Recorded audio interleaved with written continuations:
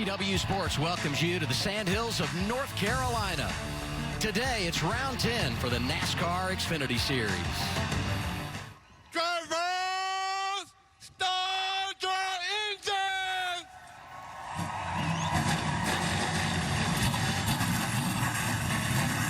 Here we go on the CW.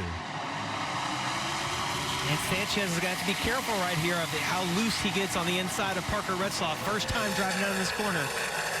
And yesterday the top was better for the leader in the truck race usually, but Sanchez uses that bottom and the grip there is to take the lead. Well, and he was committed. Like he was committed to driving in there, hoping that Parker's going to give him plenty of room. You see Casey Kane right there, stuck on the top, and that can get treacherous right there. If you get above where it's dark on the racetrack, we saw yesterday in the truck race, you get above where the rubber is laid down, there's not a lot of grip there. You've got a lot of grip in the rubber, but you get just above where Casey is right there in the blue and white 33 car, you can lose it.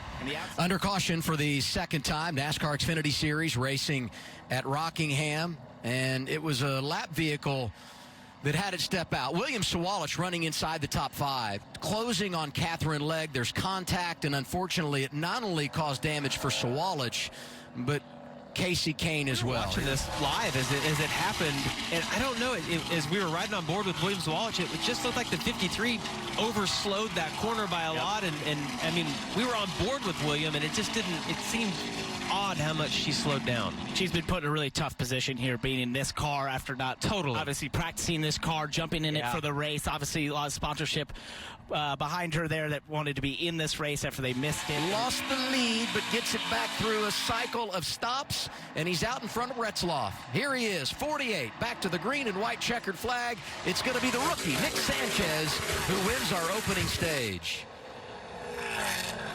12 laps to go, stage 2, NASCAR Xfinity Series here in Rockingham, and we had a whole lot going on while we were at break. And we'll start with the reason we've got our third caution of the day. Make it caution number 4. This is Sheldon Creed who's got damage. Right, he actually got hit by the 19 down into turn 3. The 19 of Justin Bonsignore gets super loose. We talked about how loose the car gets down there just by itself if you enter low, but also having a car on the outside. We also had the 88 of Connor Zilic who had a flat right front. Who second got flat. Second flat of the day. The first one was right after he won the pole. This one is going to be more costly. And we'll look back here. If you look at the top of your screen, top of the right there, you see the black and blue car. He's going to get loose and right up into Sheldon, knocks him in the wall. Nothing Sheldon could do there. No, it wasn't like he was pinching him. Justin just got loose. Yeah, and nothing malicious on the 19 of Justin Bonsignore either there. Just got loose. Final lap, stage 2. They're fighting for position. Oh, he's on the inside now. And here comes Jesse Love diving to the inside. Quapple, a little bit of a wiggle. Give Love the spot. Well, big commitment right there from Jesse to get in front of him. That 2-car feels really good. We've seen him fire off as well as anybody. That puts him second behind Brandon Jones. When you talk about the cycle, now the stage in, back to the green and white checkered flag. Dean Thompson in front of Jed Burton for Dean Thompson. First career for him. Stage That's win. Huge. Getting down into turn 1. Heck of a battle that he's having with all these guys. But there's just been a lot of up and down. Like Zilic, we talked about him being one of the best cars. Oh, Kyle Sieg's around. 10th caution of the day. Ryan Ellis with big damage as well. Days is heavy. Oh, tiring. Kyle Sieg loses it on the inside there of Daniel Dye, and then you mentioned it, Jamie. It's just a chain reaction here behind him. Unfortunate. It's unfortunate for Ryan. Well, I mean, Kyle's running in the top 20, having another good day. Pretty good day. Yeah, and Ryan, too, right? I mean, wrong place, wrong time. To a car behind you, what they are doing to try and counter and put that dirty air on their noses. He gets a little higher now. No, don't get too high. He's going to get to his inside, but we've seen this. Look how loose Love is on the inside. We've seen this the last caution. And the question is, when did the caution come out, and were we as far as who was leading this race when we got the yellow? Love was right there, and if I had to bet, I would say the 2-car will be in control. We'll go back and look at the replay, try to get things timed up. Daniel Dye, the one that had the issue. Well, if I'm the 39, I'm fighting it. I'm fighting it as long as I can right here.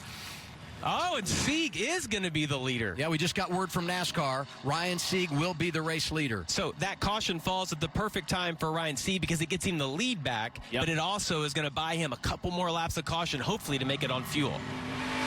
This happened back in turn 3. Daniel Dye, Blicky, and Casey Kane all come together in the outside wall. Or Casey twice, Yeah, just kind of innocent bystander. Got a little ugly trying here. to stay out of the way and gets caught up in another mess.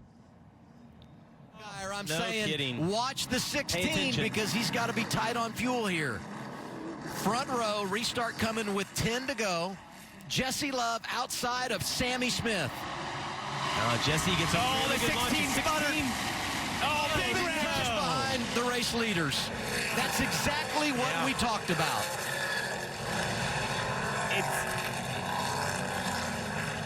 And we see it often at the end of these Xfinity Series races, the way these fuel cells are designed and the fuel pickups, where the car will be running fine until you give it that throttle, and then it will completely die if you've got an air pocket in that fuel line.